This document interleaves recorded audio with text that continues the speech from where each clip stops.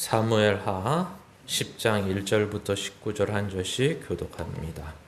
그 후에 암몬 자손의 왕이 죽고 그의 아들 한운이 대신하여 왕이 되니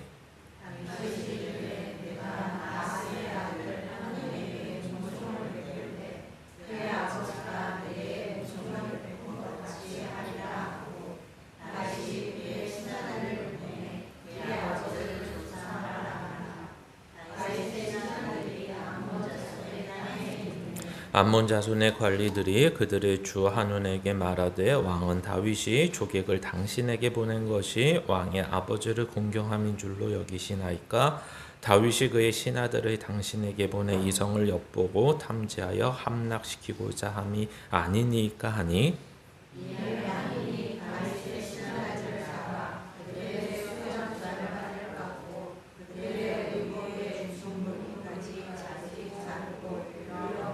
사람들이 이를 다윗에게 알리니라. 그 사람들이 크게 부끄러워함으로 왕이 그들을 맞으러 보내 이르기를 너희는 수염이 자라기까지 여리고에서 머물다가 돌아오라 하니라.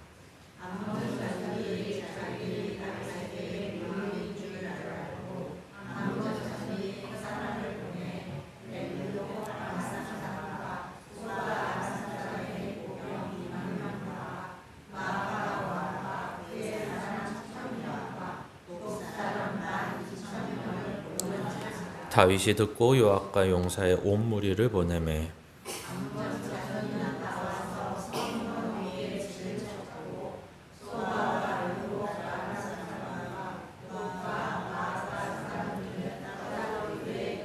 요압이 자기와 맞서 앞뒤에 친 적진을 보고 이스라엘의 선발한 자 중에서 또 엄선하여 아람 사람과 싸우려고 진치고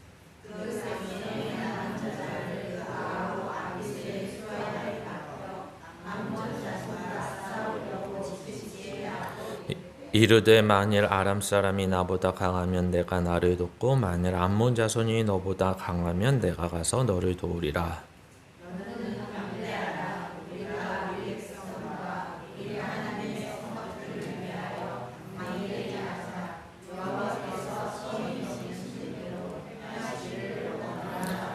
요압과 그와 함께한 백성이 아람 사람을 대항하여 싸우려고 나아가니 그들이 그 앞에서 도망하고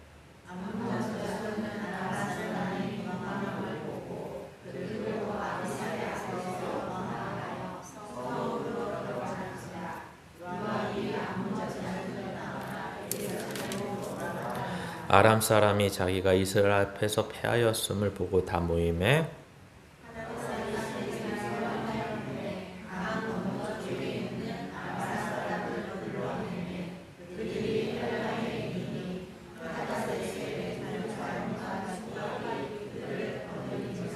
어떤 사람이 다윗에게 알림에 그가 온 이스라엘을 모으고 요단을 건너 헬람에 이르매 아람 사람들이 다윗을 향하여 진을 치고 더불어 싸우더니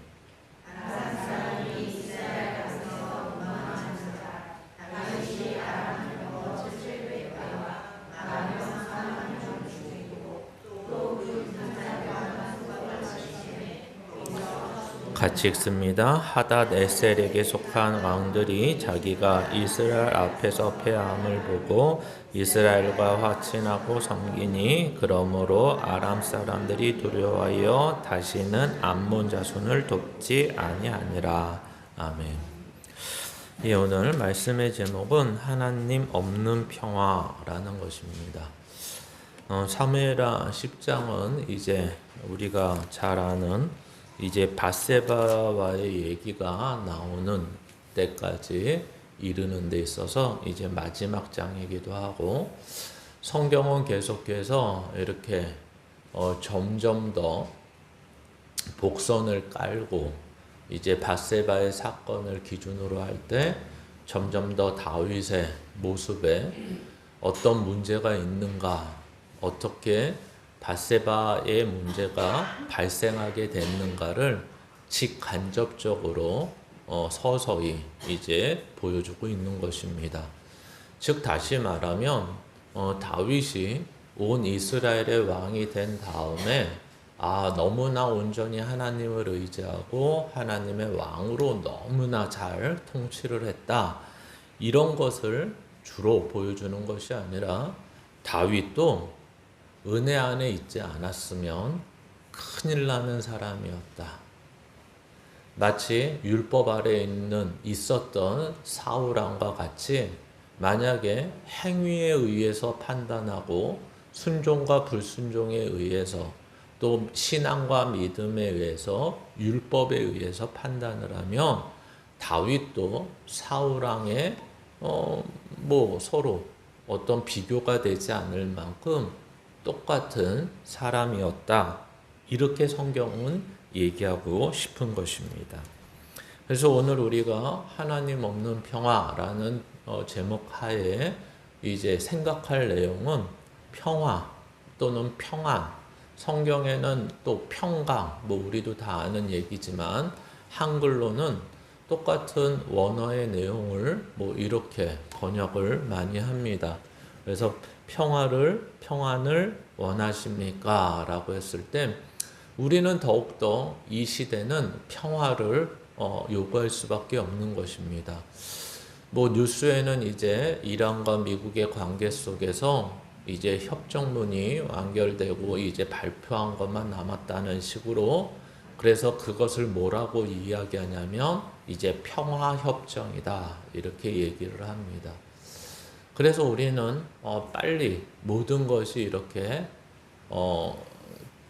나라적으로는 평화라는 말을 쓰고 개인적으로는 평안, 그래서 문제 없이 어려움 없이 고통 없이 매일매일을 살아가면 참 좋겠다, 이런 생각을 하는 것입니다. 그래서 개인적으로는 예수 그리스도를 믿으면 어려웠던 문제가 해결되는 것도 좋지만 어떤 내 안에 평강이 왔을 때 또는 내 삶에, 내 마음 말고 내 삶에 그냥 큰 문제 없이, 작은 문제도 없이 매일매일이 잔잔하게 어려움 없이 하루하루를 보내고 있다면 우리는 어느 때부턴가 그래 살아보니까 큰 거 없더라, 괜히 큰 거 바라지 말고 지금같이 하루하루 문제 없이 평안하게 보냈으면 좋겠다.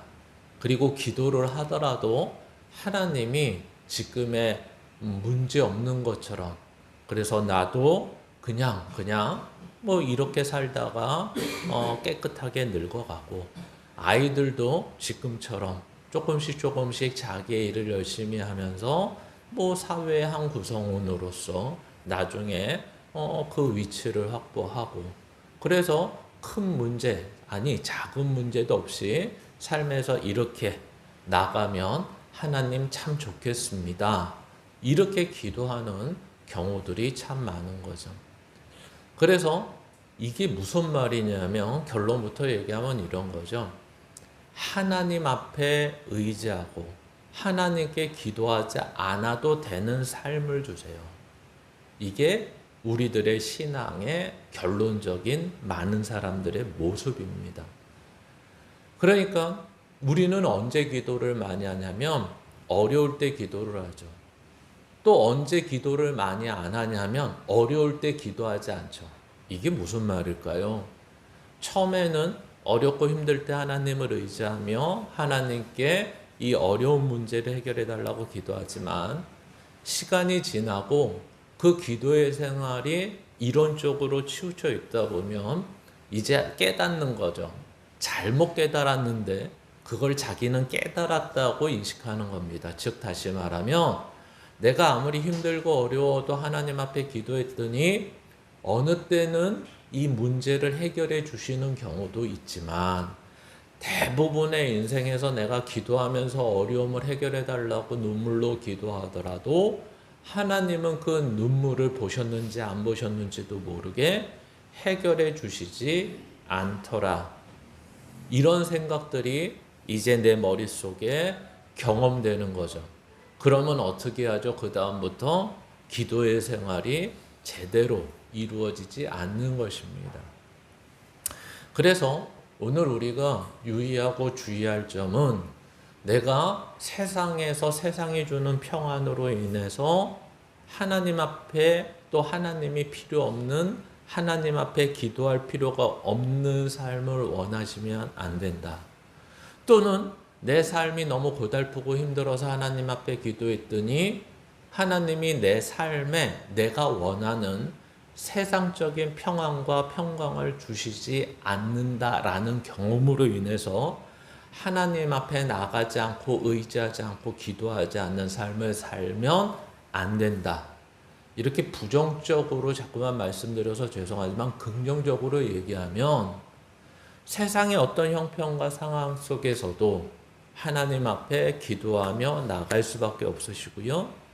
우리의 삶이 아무리 고단하더라도 내가 원하는 삶을 하나님이 허락하지 않으신다고 해도 하나님만이 주실 수 있는 것을 구하며 기도하는 우리가 돼야 됩니다. 이것이 바로 서론이면서 결론인 것입니다. 그래서 오늘 본문으로 들어가시면 이런 얘기가 시작이 됩니다. 그러나 이 본문의 내용을 조금 더 이해하시기 위해서는 전제되는 내용을 조금 이해하시면 좀 더 편하게 보실 수 있을 것 같습니다. 첫 번째 전제되는 내용은 이런 것입니다. 도대체 암몬 족속이 누구예요? 라는 거죠. 우리가 사무엘상 11장이었나요? 하여튼 대충 사울 왕 때 백성들이 사울을 막 원할 때가 있었습니다. 그럴 때도 암몬 족속이 이제 이스라엘을 침략한 어려움을 겪었을 때가 있었죠. 그러면 그 암몬 족속은 누구냐? 그래서 아브라함과 룻, 아브라함의 조카 룻이 있었고 아브라함의 조카 룻이 소돔과 고모라에 살 때 하나님이 그 죄악으로 인해서 또는 의인 없음으로 인해서 그 소돔과 고모라를 징계했을 때 그의 아내는 소금기둥이 돼버리고 이제 딸 둘과 롯이 겨우 피난을 가게 됩니다. 근데 그때 하나님의 뜻을 이해하지 못한 이 딸 둘이 롯을 아버지로 하여금 이제 자기네 종족, 자기네 이제 더 이상의 후손이 없을 것으로 여기고 이제 아버지와 부적절한 관계를 통해서 이제 큰 딸은 자식을 낳고 이제 모압 족속에 이제 사람 대를 잇게 되는 거고 이제 둘째 딸이 낳은 자식이 이제 암몬 족속의 이제 조상이 되는 것입니다. 그러나 하나님은 신기하게도 이런 부적절한 관계, 믿음 없는 관계 속에서 일어났던 말이 안 되는 속에서도 이러한 모압 족속과 암몬 족속을 그 자리에서 멸하지 않으시고 오히려 신명기에 보면 이상한 은혜를 주십니다. 즉 다시 말하면 이 암몬 족속이 이제 롯의 자손이잖아요. 그러니까 롯은 12지파 안에 들어가지도 않는데 이 암몬 족속에게 롯의 자손으로 인하여 땅을 허락하시고 이스라엘은 절대로 암몬 족속의 땅을 정복하는 일이 없도록 하라고 말씀까지 하십니다. 그런데 이 암몬 족속은 계속 하나님의 어떤 것으로 사용되냐면 이스라엘이 범죄하거나 이스라엘이 문제가 있을 때마다 블레셋과 더불어 암몬 족속은 계속 이스라엘을 괴롭히는 옆에 같은 핏줄이기도 하지만 다른 민족의 모습을 보여주고 있는 것입니다. 그래서 아까 잠깐 언급한 사무엘상 11장에 우리는 이미 암몬 족속에 대해서 보았습니다. 이 암몬 족속은 사무엘상 11장에 어떻게 쓰이냐면 이제 사무엘상 12장에 사울이 왕으로 등극하는 데 있어서 이 암몬 족속이 굉장한 명분을 주게 됩니다. 이제 암몬 족속이 쳐들어와서 자기네가 농사한 수확물을 다 가지고 가니까 백성들이 거기다가 이제 사울이 뜬금없이 하나님의 영으로 인해서 굉장히 화가 나고 이제 자기가 키우던 소를 잘라가지고 각 지파에 보내요. 이 전쟁에 참여하지 않으면 이 소와 같이 당신들의 소도 이렇게 무용지물로 만들겠다고 해서 이제 각 지파에서 군사들이 오고 이제 이 암몬 족속을 그때 물리쳤다는 얘기입니다. 그러니까 사람들이 이런 생각을 하게 만드는 거죠. 역시 사람의 왕을 세우니까 빨리빨리 일도 하고 그리고 전쟁에서 승리도 할 수 있더라라는 잘못된 인식을 갖게 하고 12장에서 이제 사울이 왕이 됐다는 내용으로 암몬 족속이 이용되는 것을 보게 됩니다. 그리고 사무엘하 8장 우리가 이 앞에 내용을 기억하시면 이제 하나님의 약속에 의해서 이 다윗이 어디를 가든지 하나님께서 이기게 하시는데 그 중에 암몬족 속의 이름이 여기에 적혀 있다는 것입니다. 보통 우리가 이 8장을 다뤘을 때 실제로 전투를 하거나 실제로 조공을 바쳤다라고 하는 족속은 5족속이 나오는데 이 암몬 족속은 어떻게 싸웠다는 말 없이 은금을 이 이스라엘에게 바쳤고 이스라엘은 그것을 여호와 하나님께 바쳤다는 내용 중에 암몬 족속도 그 내용 중에 적시되어 있는 것을 보게 됩니다. 그러니까 이 얘기를 또 왜 하냐면 지금 오늘의 본문 1절을 들어가기 전에 과연 이 암몬 족속의 죽은 왕 나하스 왕과 이 다윗 왕과의 계약 관계 또는 언약 관계가 추측을 하자면 이 8장에서 너희는 이제 신하의 나라가 되고 우리한테 조공을 바침으로 인해서 이제 서로 평화를 유지하자 이렇게 계약 관계가 돼 있었든지 아니면 이전에 하도 다윗이 도망을 많이 다녔을 때 그때 암몬족 속의 지역 내지 그 주변에 살면서 나하스와의 관계가 좋았었는지 그때 관계를 맺고 언약을 맺었는지 모르겠지만 어쨌든 성경은 이 나하스 왕 암몬족 속의 나하스 왕과 다윗과의 관계가 맺어져 있고 그것이 단순히 개인적인 관계가 아니라 언약과 계약이라는 관계 속에 있었다라는 전제를 가지고 오늘 본문이 들어가는 것입니다. 그래서 오늘 본문의 내용을 첫 번째 보시면 이런 거죠. 이제 다윗은 원래 계약의 관계자, 계약에 사인한 사람, 계약자 자체가 나하스 왕이었기 때문에 이제는 나하스가 죽었다는 소식을 듣고 이 두 번째 왕인 이 암몬족 속의 나하스 왕의 아들인 한운과 이제 그 언약의 관계를 계속 갱신하여 유지하기를 원하고 있다는 말을 오늘 성경은 이렇게 얘기하고 있는 것입니다. 그래서 이제 그 관계를 좋게 해서 언약을 갱신하기 위해서 나하스 왕의 장례 소식을 들었고 이제 다윗은 그 장례에 본인이 직접은 가지 못하고 이제 신하들을 조문객으로 보내게 됩니다. 근데 한운과 한운의 주변 사람들은 이것을 좋게 보지 않았다는 거예요. 지금 한운과 한운의 주변 사람들은 다윗 왕이 말이 조문객이지 이 조문객으로 위장한 정탐꾼을 보냈다라고 이해하고 있고 그 이해 속에서 정탐만 하는 것이 아니라 나중에 이 정탐을 토대로 해서 함락을 시키기 위해서 최종적으로 이 관계가 평화의 관계가 아니라 이제 나하스가 죽고 한운이 정권을 안정되게 하기 전에 그 사이에 빨리 다윗은 이스라엘은 암몬을 이번 기회에 쳐서 함락시킬 것이다 라고 한운과 한운의 주변 신하들이 생각했다는 거예요. 그래서 어떡하죠? 그 조문객이 정탐꾼이라고 생각하니까 조문도 하기 전에 끌어다가 수염을 반만 자르는 거죠.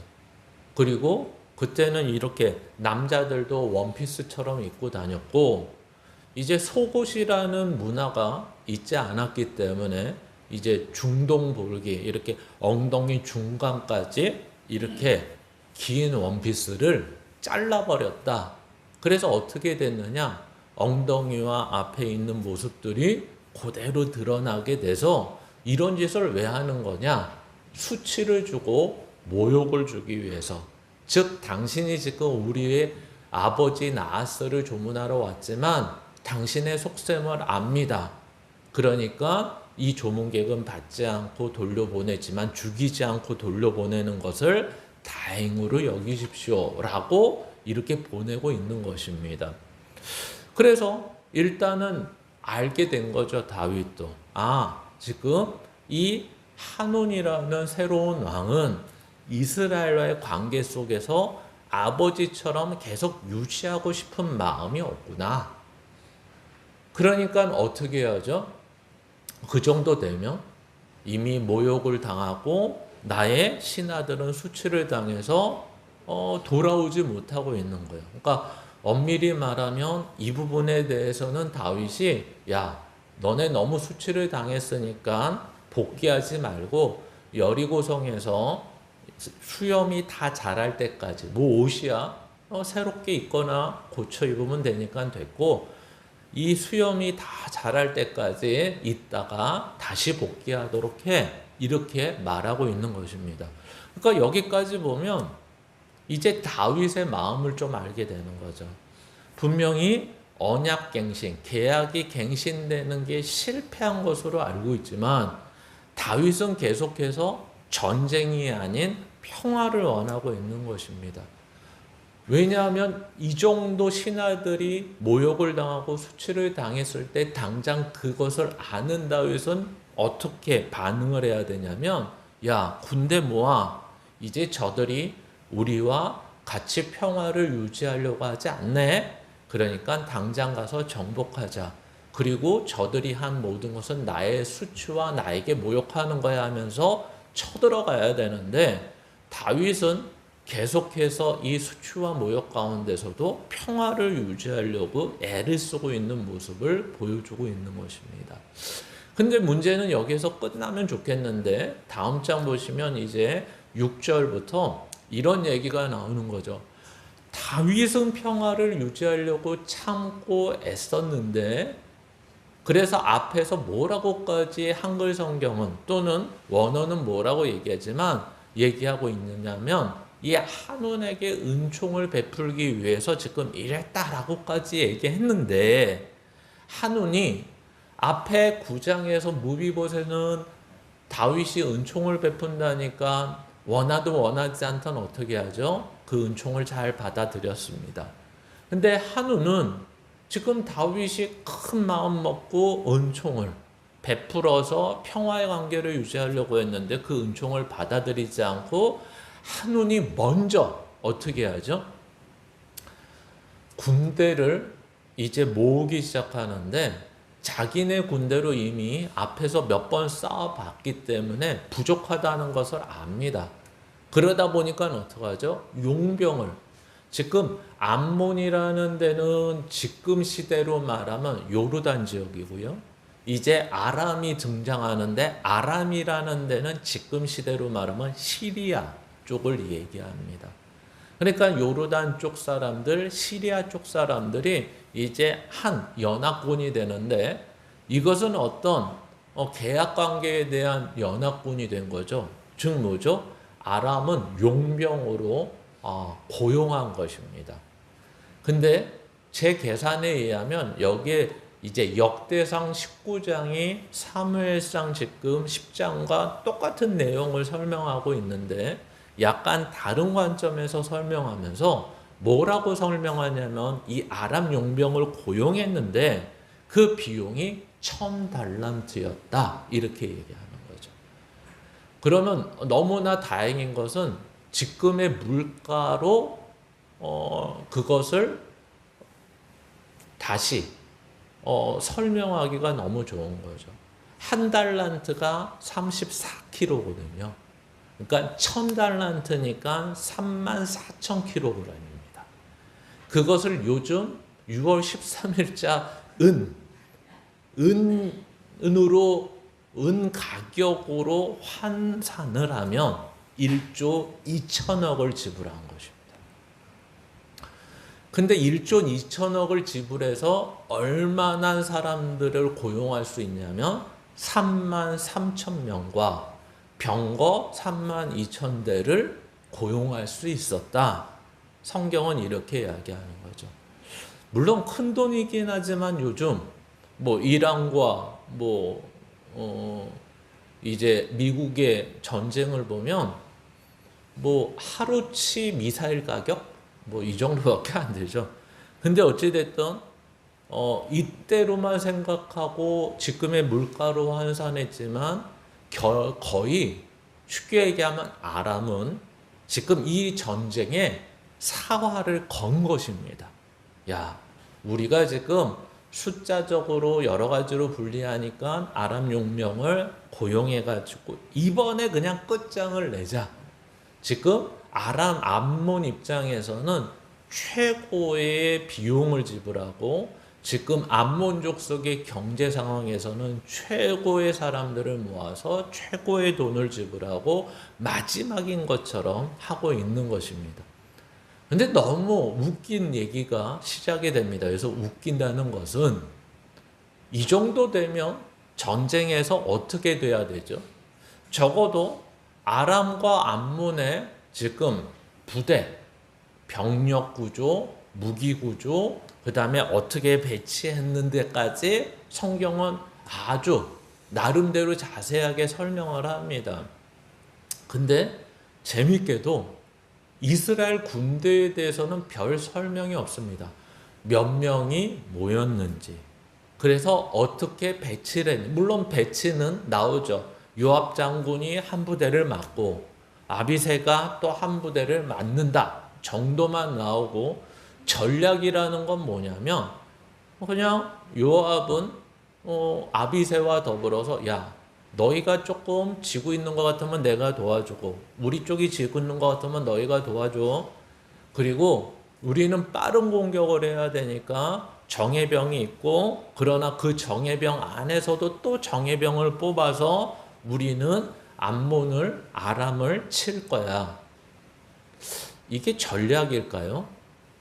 예를 들어 전략이라는 것은 무기가 어느 정도 있고 저들의 전략이 어떻게 배치되어 있으니까 우리도 어떻게 배치해서 병거는 뭘로 무찌르고 보병은 뭘로 무찌르고 마병은 뭘로 무찌르고 하는 등의 인원이 나와야 되고, 그 다음에 병거의 숫자가 나와야 되고, 이 사람들처럼 어떻게 배치해서 싸울 것인가가 나와야 되는데, 요압은 많은 사람들이 이 내용을 보면서 야, 굉장한 전략가였다 라고 말하지만, 제가 볼 때는 굉장한 전략가가 아니라 마치 우리나라 계백장군 시절에 뭐 저들이 10,000명인데 우리는 1,000명이니까 그냥 죽을 각오하고 싸우자, 뭐 이런 얘기처럼 저는 보입니다. 여러분은 어떻게 보일지 모르겠습니다. 그러나 분명한 것은 성경은 저들의 병력, 저들의 무기, 저들의 여러 가지 힘에 대해서 설명하지만 이스라엘에 대해서 설명할 때 그렇게 설명하고 있지 않다는 것입니다. 이것이 분명한 얘기입니다. 그리고 마침내 전쟁을 시작하는데 어떻게 됐죠? 싸우지 않고 이겼답니다. 도대체 저렇게 비용을 들이고 그리고 전략을 짜고 했는데 막상 전투가 시작되니까 이겼답니다. 그래서 마치 우리가 이것을 어떻게 이겼나라고 보니까 이 요압 장군의 용맹, 또는 요압 장군의 아까 말한, 저는 그렇게 보지 않지만 뛰어난 전략이 이건 이길 수밖에 없는 전쟁이었다라고 말하는 사람이 많은 거죠. 그게 뭐죠? 이제 정예병들을 모으고 뭐라고 얘기합니까? 이렇게 얘기합니다. 마치 많은 영웅들이 말하는 거랑 똑같은 거죠. 사람들이 우리가 뭐 중세 영웅의 뭐 숫자가 약했을 때 병사들의 사기를 진작하기 위해서 대부분 이제 전쟁을 시작하기 전에 저쪽은 많은 숫자가 있고 우리는 적을 때 병사들이 주저주저 하니까 이제 영웅이 딱 나가서 한마디 연설을 하는 것입니다. 여러분 두려워하지 마십시오. 이렇게 시작하는 거죠. 그래서 우리는 우리를 위해서 싸우는 것이 아니라 우리의 적이 나도 지금 뒤에 있는 가족을 위해 싸우는 겁니다. 우리가 무너지면 우리의 가족이 다 죽습니다. 뭐 민족, 나라 이런 거 다 제껴두시고 우리의 가족을 위해서 싸우십시오. 이렇게 말하는 것과 거의 동일합니다. 그러니까 말은 민족이라고 얘기하지만 그 다음부터 하는 말들은 다 뭐라고 얘기하냐면 이 성읍이 어떤 성읍이라고 얘기하죠? 하나님의 성읍이라고 얘기합니다. 아니, 자기가 만약에 이것이 하나님의 성읍이라면 본인이 지킬 수 있을까요? 본인의 뛰어난 용맹과 지략과 전술로 인해서 하나님의 성읍을 지킬 수 있을까요? 하나님의 성읍은 누가 지키는 거죠? 하나님이 지키시는 것입니다. 이스라엘 민족은 이때까지 누가 지켰죠? 뛰어난 군사력과 용맹 있는 장군들이 지켰습니까? 하나님이 지키시고 보호하셨습니까? 마지막에 가서 이게 참 어려운 번역인데 히브리어는 뭐뭐해 주시옵소서 이런 식의 우리가 말하는 구하는 내용의 문어체가 없다는 것입니다. 그래서 한글 번역으로는 하나님의 선하는 대로 이루어 주시기를 원합니다 라고 표현은 됐지만 원래 이 내용의 원어의 올바른 직역은 딱 이런 표현입니다. 하나님, 우리가 이렇게까지 하나님의 성읍과 이스라엘 민족을 지키기 위해서 나갑니다. 우리에게 힘을 주시고 이기게 해 주실 줄 믿습니다. 이 내용입니다. 그러니까 되게 웃긴 거죠. 왜 웃기죠? 하나님은 이 전쟁에 대해서 아무 이야기가 없습니다. 그냥 지들끼리 하는 거예요. 그리고 하나님이 주시는 믿음으로 싸우는 게 아니라 요압의 믿음 가지고 이 사병들을, 전투병들을, 정예군을 사기를 증진시키고 있는 것입니다. 그런데 어떻게 됐다고요? 지금 아람 군대는 들에 이렇게 진치고 있었는데 도망을 가버립니다. 무려 33,000명이라는 되는 아람 군대가.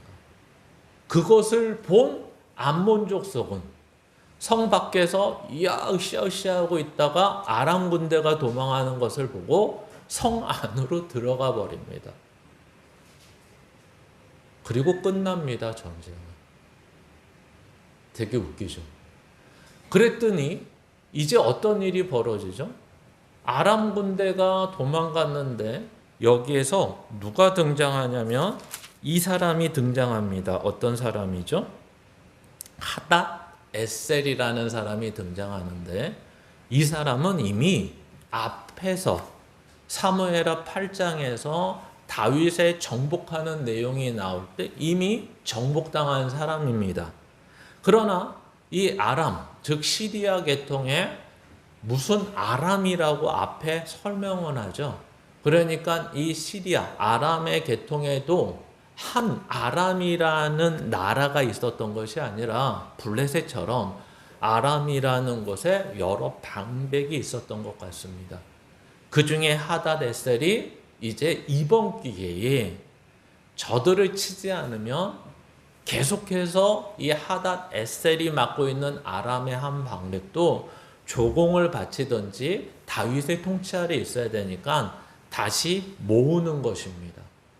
그리고 사령관을 다시 세워서 다시 공격을 하니까 이스라엘을 이제는 요압을 앞세우는 것이 아니라 다윗이 직접 나서게 되고 다윗이 직접 나서서 18절에 한번 보시겠습니까? 같이 읽습니다. 시작. 아람 사람이 이스라엘 앞에서 도망한지라 다윗이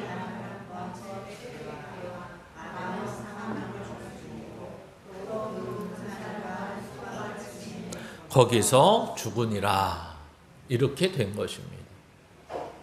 그러니까 실제 이 다윗이 아까도 설명드렸지만 얼만큼의 병력을 가지고 나갔는지 모르겠지만 온 군대를 다 모았고 이 군대를 모아가지고 전쟁에 임했는데 이들의 무기는 이렇게 이해하시면 됩니다. 이스라엘이 가진 것보다 훨씬 앞섰는데 이걸 어떻게 할까요?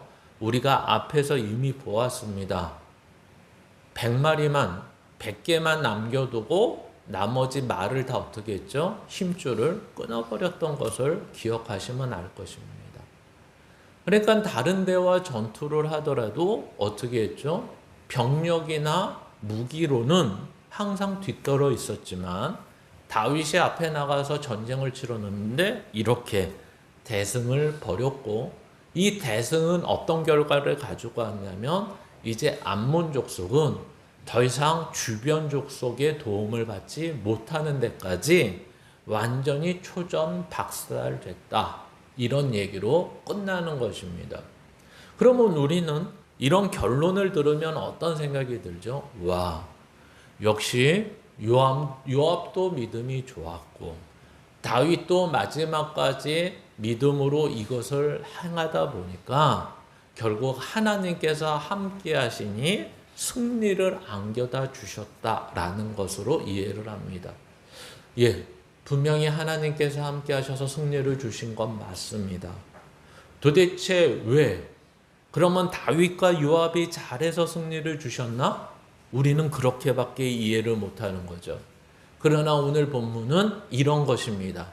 다윗과 요압이 온전한 믿음이 아니더라도 하나님은 하나님께서 약속한 것을 지키시기 위해 이들의 온전하지 않은 믿음보다 하나님의 약속과 하나님의 헤세드 은총이 위에 있어서 그들에게 그들의 잘못에도 불구하고 승리를 주시는 하나님이었다. 이렇게 이해를 하셔야 되는 것입니다. 그러니까 우리는 모든 것을 원인과 결과로 이해를 하죠. 항상 이것이 우리의 머릿속에서 끊어지질 않습니다. 믿음이라는 관계, 하나님과의 관계 속에서는 그렇게 원인과 결과라는 것을 묶어서 생각하시면 안 되고요. 원인과 결과는 항상 나눠져 있다라고 이해를 하셔야 됩니다. 즉 다시 말하면 똑같은 설명을 다시 한번 드리겠습니다.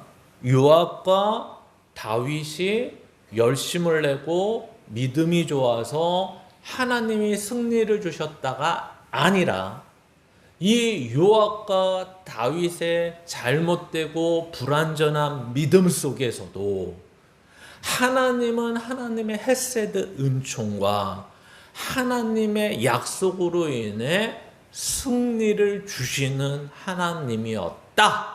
이게 오늘 우리가 이해해야 되는 내용입니다. 이것을 단순히 예수 그리스도를 보내주신 구원이라는 한 측면에서만 그렇게 생각하시면 안 되고 우리의 삶 전체에서 하나님께서 하시는 일로 이해를 하셔야 된다라는 거죠. 그래서 우리는 여기에서 충분히 지금 같은 결론을 끄집어낼 수 있는 이유를 다음과 같은 질문으로 말미암아 볼 수가 있습니다. 도대체 다윗과 나하스의 관계는 어떤 관계일까요? 이미 앞에서 설명을 드렸죠. 분명히 한마디로 얘기하면 애들식으로 얘기하면 좋은 관계였던 것 같습니다. 그렇죠? 그 좋은 관계가 어떻게 해서 성경은 특별히 설명이 없는데 알 수 있을까요?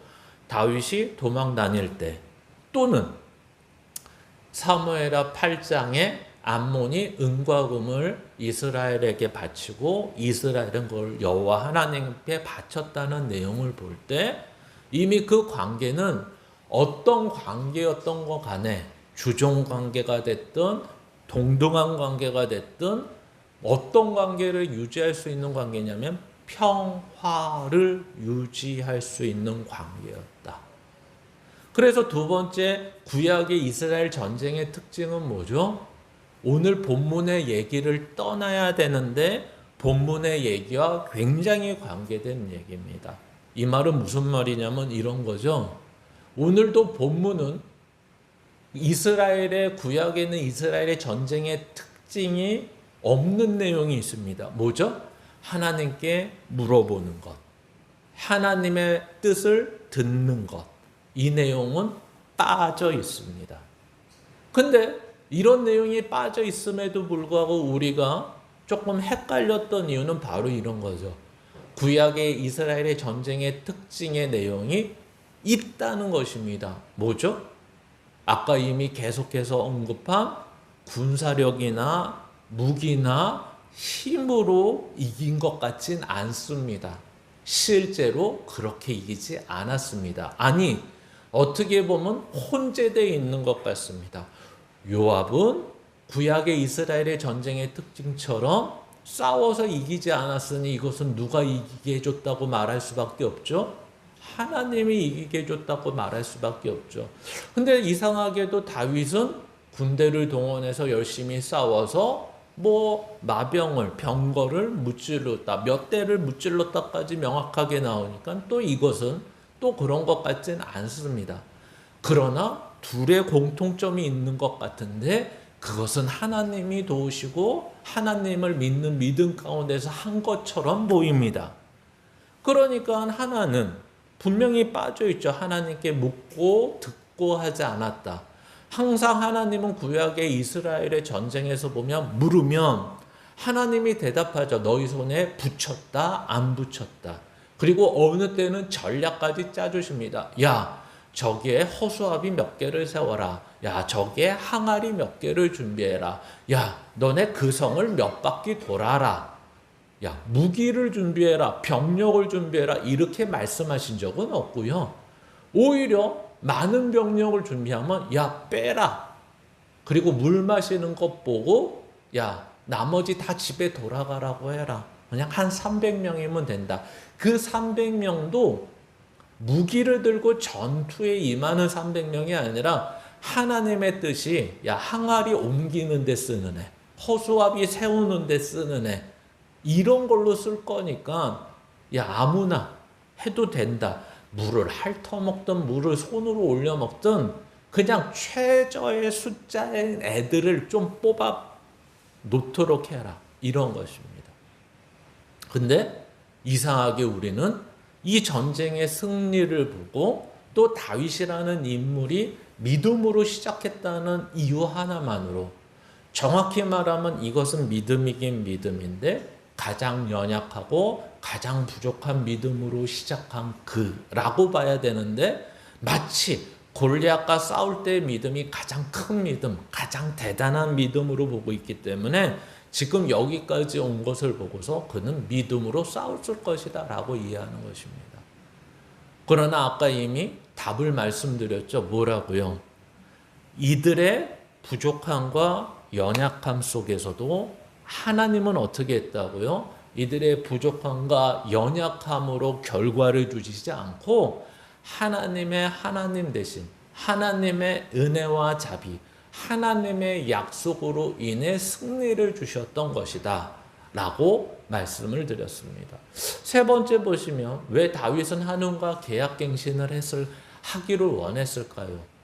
그것은 분명하죠. 전쟁이 아닌 평화를 원했기 때문에 그렇습니다. 평화를 원하는 것이 잘못이 아니라 이 평화를 얻는 방법을 잘못 이해하고 있었다라는 것입니다. 마치 서두에 여러분들에게 말씀드렸던 것. 우리가 원하는 평화는 뭐죠? 세상 것이죠. 안 그런가요? 저도 그렇습니다. 내 몸이 평안하려면 어때야 되죠? 건강해야죠. 돈도 있어야죠. 문제가 없어야죠. 염려가 없어야죠. 걱정이 없어야죠. 그래야지 내 몸이 평안하죠. 그렇죠? 이것을 우리는 원하지 않습니까? 근데 이것을 원하는 것이 나만 원할까요? 세상의 사람들이 다 원할까요? 나만 원하지 않고요. 믿든 믿지 않든 모든 사람들이 공통적으로 원하는 것들입니다. 그럼 이런 걸 원하는 게 믿는 사람은 잘못일까요? 아닐까요? 잘못은 아닙니다. 이 연약함과 한계와 부족함과 또 우리의 무지함이 원하든 원하지 않던 이것을 우리의 몸은 원하고 있고 또 우리의 몸뿐만 아니라 내 생각도 원하고 있고 우리의 생각뿐만 아니라 내 믿음으로만 이것을 채울 수 있고 이 원하는 것을 얻을 수 있다면 얼마나 좋을까요? 라는 것입니다. 그러나 문제는 어디 있을까요? 바로 마지막입니다. 과연 이러한 승리가 앞으로의 암몬 족속과의 평화를 유지하게 할까요? 사울 왕 때도 이겼고 또 다윗은 실제 2번이나 지금 8장과 10장의 승리를 거뒀습니다. 그러면 이제 암몬은 영원히 이스라엘과 종속관계가 돼서 조공을 바치고 더 이상 덤비지 않고 수확물을 훔치기 위해서 경계선을 넘어오지도 않고 괴롭히지 않는 족속으로 이제는 잘 다스려질까요? 그래서 평화가 유지될까요? 그러지 않는다는 것입니다. 즉 이 말은 무슨 말이냐면 세상에서 우리는 아무리 아까 말씀드린 평안과 평화를 원하지만 잠시 잠깐의 평안, 잠시 잠깐의 평화는 누릴 수 있지만 이 땅에 100년을 살든 50년을 살든 그 사는 날 동안 지속되는 평화는 없더라 이런 내용입니다. 세상의 것이 잠시 잠깐의 평화는 주는데 그것이 지속되더라도 내 삶에 완전한 평안, 만족하는 평안은 주지 못하더라 이런 것입니다. 근데 우리는 또 하나 어떻게 생각하냐면 그러지 않아도 잠시 잠깐이라도 그것을 누리면서 살고 싶네. 아프지 않고 살아보는 시간이 있으면 참 좋겠다. 돈 때문에 걱정 안 하면서 살면 참 좋겠다. 무자식이 상팔자라지만 하여튼 자식이 있으면 속 안 새기는 자식, 자식이 없으면 내 맘대로 살아서 참 만족하는 삶.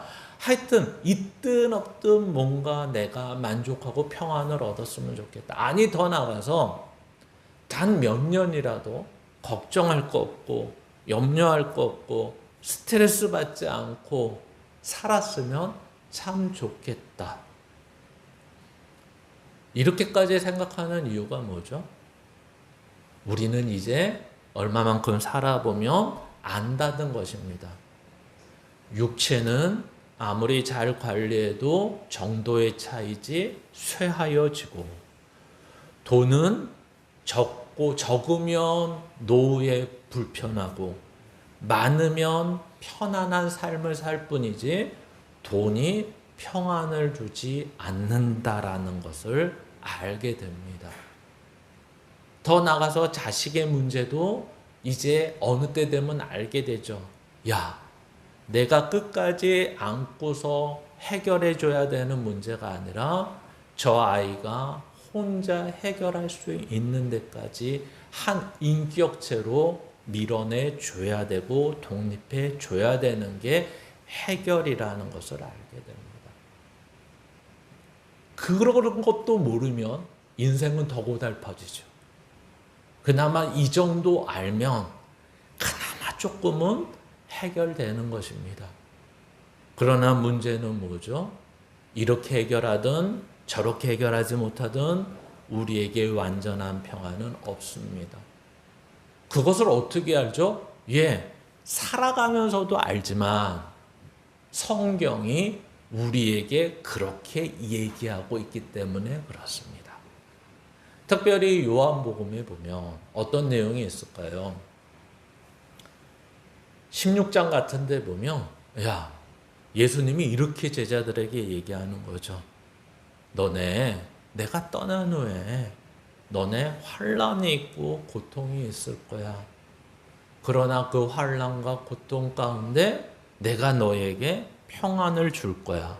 이게 맞는 얘기입니까? 틀리는 얘기입니까? 환난과 고통이 있을 텐데 내가 너에게 평안을 줄 거야. 거꾸로 얘기하면 평안은 있으되 환난과 고난이 고통이 멈추진 않을 거야. 이렇게 얘기하는 것입니다. 근데 우리가 잘못 이해를 하면 환난과 고통이 있을 거야. 그런데 내가 이것을 다 해결해서 평안을 줄 거야. 이렇게 이해하는 사람이 많다는 거죠. 근데 성경은 그렇게 얘기하지 않고 그 뒤에 이렇게 얘기하는 거죠. 그 앞에서 내가 주는 평안은 세상이 주는 것과 달라. 처음부터 다 이렇게 한꺼번에 얘기하시지, 그렇죠? 사람 마음 설레게, 그렇죠? 예수 잘 믿으면 환난과 고통을 없애주셔서 평안을 주는 것처럼 이해하는 사람에게는 굉장히 실망스럽죠. 너가 세상에서는 그래서 종합하면 이런 거죠. 세상에서는 환난과 고통이 멈추지 않을 거야.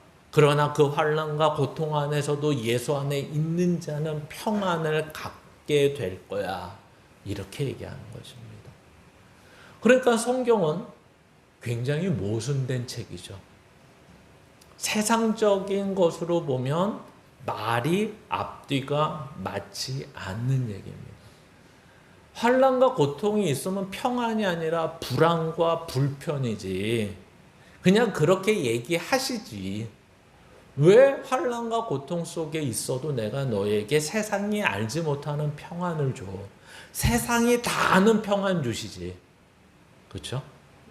왜 그렇게 신비스러운 것처럼 말씀하시고 비밀스러운 것처럼 말씀하시고 이해하기 힘든 내용을 자꾸만 말씀하시는 거예요. 그냥 앞뒤가 맞는 얘기를 하시면 참 좋을 텐데. 이 얘기죠. 그러니까 우리는 여기에서 분명한 걸 하나 알게 됩니다. 세상이 알지도 줄 수도 없는 이 평안은 무엇으로만 누리는 평안일까요? 이겁니다. 바로 믿음으로만 누리는 평안입니다. 그래서 다음 장 보시면 이렇게 평안을 이해할 수 있을 것 같습니다. 현실에서 걱정 없는 상태가 아니다. 성경이 말하는 평안은. 그러면 현실적 조건이 완벽해지기보다는 하나님께서 주시는 보호와 만족을 말하는 것이다. 이렇게 성경을 정의 내릴 수 있을 것 같습니다. 여러분에게 평안은 무엇입니까? 여러분에게 평안은 무엇입니까? 그래서 우리가 잘 알고 있는 시편 23편에 항상 인용하는 내용, 사망의 음침한 골짜기를 다닐지라도 해를 두려워하지 않는 이유는 하나님이 나와 함께 하심이라. 그러니까 우리가 원하는 평안은 뭐냐면 사망의 음침한 골짜기가 없는 거죠. 즉 고통과 환난이 없는 게 우리에겐 평안이죠.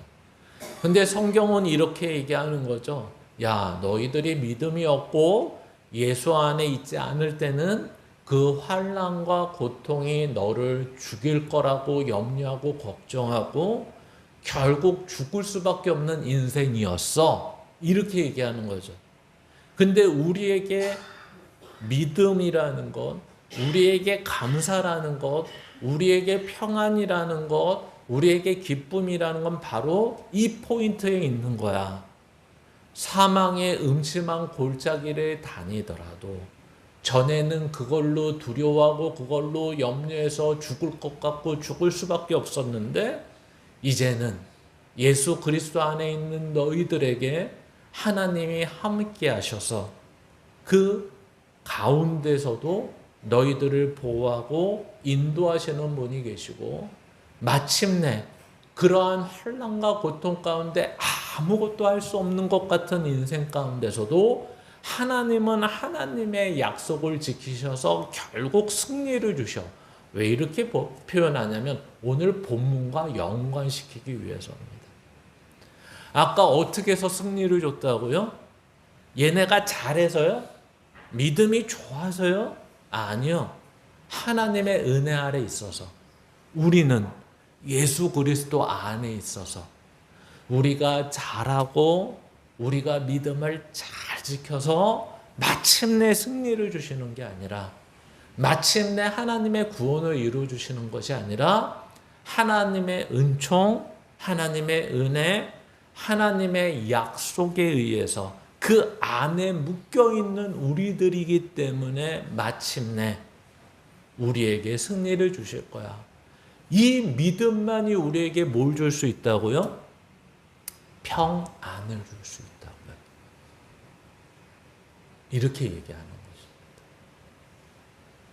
우리가 원하는 평안은 아닌데 하나님이 원하는 평안은 이래서 평안할 수 있다.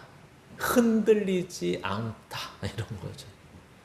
그래서 시몬스 침대 선전을 보면 주변에 다 싸움질 하는데 지 혼자 누워있고 뭐 이런 거죠.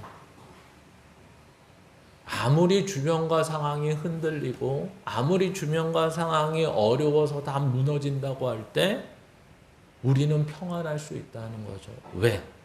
무엇이 해결돼서 우리에게만 복을 주셔서? 아니요. 예수 안에 있어서 우리는 결코 멸망할 수 없는 자다. 이렇게 얘기하는 것입니다. 그래서 마지막으로 요한복음 14장 27절 같이 읽겠습니다. 시작. 평안을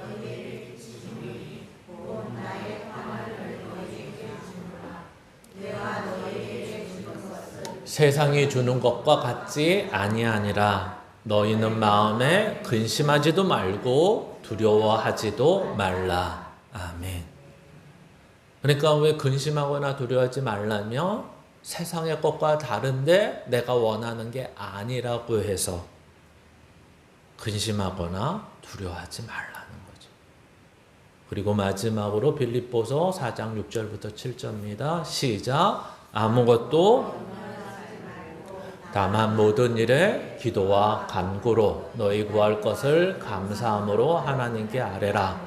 그리하면 모든 지각에 뛰어난 하나님의 평강이 그리스도 예수 안에서 너희 마음과 생각을 지키시리라. 아멘. 조금 우리에게 맞지 않는 얘기죠. 왜요?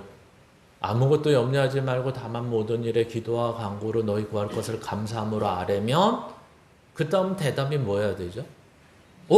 다 주실 것이다. 이렇게 돼야 되는데 그렇지 않고 모든 지각에 뛰어난 하나님의 평강이, 그러니까 하나님은 너희가 기도한 것보다 더 크신 분이고 너희가 너희를 생각하는 것보다 하나님이 너희를 생각하는 게 훨씬 크신 분이다. 이 얘기를 하는 거예요. 그리스도 예수 안에서 너희 마음과 생각을 지키신대요. 뭘 주는 게 아니라 이 믿음을, 하나님의 약속을 지키신대요. 그래서 우리가 염려하고 근심하는 데서 어떻게 해요? 이런 위로를 주시는 거죠. 하나님이 너와 함께하고 있으니까 걱정하지 마. 이게 다라는 얘기예요. 뭘 줘서 눈앞에 보여서 안심하는 게 아니라 결국 믿음이 너희들에게 평안을 줄 거야. 이렇게 얘기하는 것입니다. 오늘 저와 여러분의 삶에 하나님 없는 평화, 하나님 없는 평안을 구하지 마시고 하나님 안에서 그 믿음을 지킴으로 말미암아 평안을 누리는 저와 여러분이 되시기를 주님의 이름으로 축원합니다.